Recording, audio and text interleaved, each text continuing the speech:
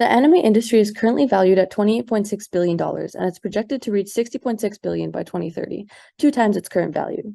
Predicting the next anime hit is crucial to succeeding, and production studios must leverage the cutting-edge tool we have at our disposal to determine the next big hit show.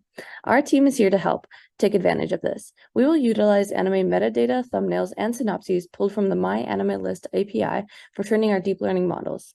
This will allow us to create predictive tools that anime production studios can use to analyze what makes an anime successful in the first place.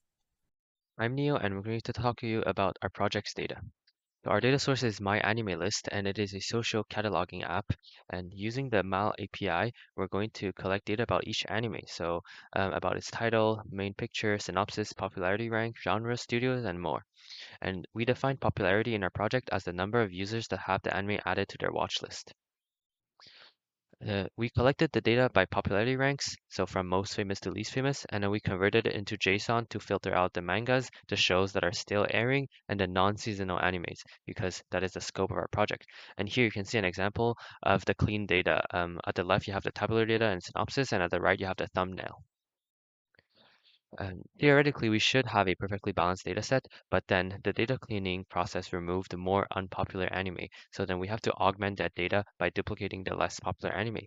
And so you can see in the graph before augmentation and after augmentation how the data spread looks like. And so we did it this way because it is hard to augment the data another way, and also having a balanced data set outweighs the potential bias imposed by duplicated samples. We split the data using a 60% training, 20% validation, and 20% testing split. And so this 20% testing is going to be used to choose which intermediate model performs the best. But for the final testing of the best models, we're going to use the new unseen data, which is the currently airing seasonal anime from fall 2023. And because it is completely unseen by the model and it is a good representation of the model usage in a real life scenario. And so in this presentation's demonstration, we're going to be use this new unseen data. First, we will discuss the metadata ANN. As we've seen before, the metadata is passed from the MyAnimeList dataset and normalized before being passed to our input layer, which has 20 nodes.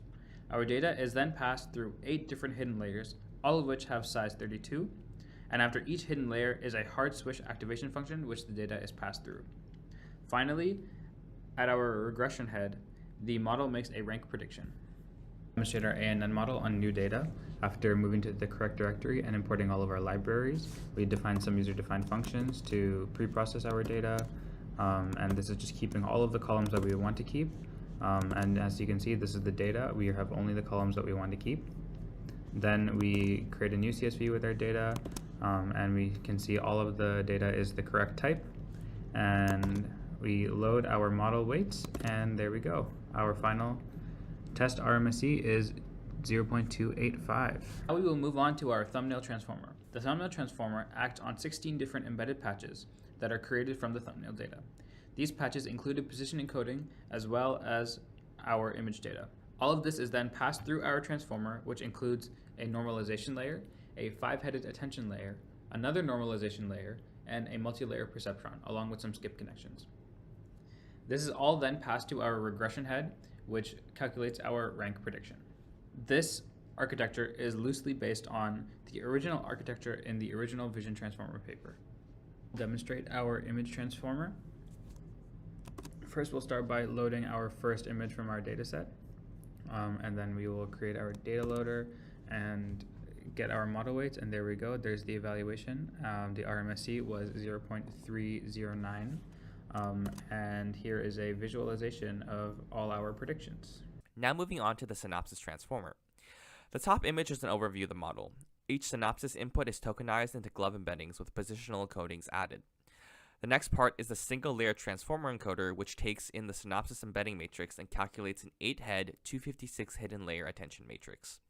The attention matrix is added to the input matrix and normalized. It is then passed through a feed-forward network, summed with itself, and normalized once again. Finally, the output matrix embeddings are summed, leaving a vector of dimension 256, which is the hidden layer size, and is passed to a fully connected layer used to output a single normalized anime rank prediction. We will now demo the synopsis transformer. First, we load the test set of unseen data, followed by the validation and training sets used to train the model. These are the hyperparameters which resulted in the lowest root mean square error, and with this information, we load the previously trained model. These are the results.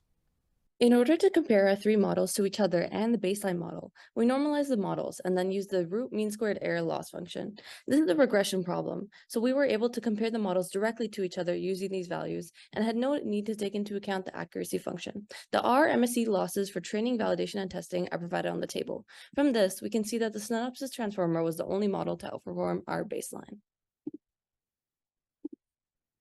For the metadata ANN model, we noticed that it overfit the training set after 50 epochs and that the training loss reduced, while validation loss was constant. This tells us that the model cannot generalize information.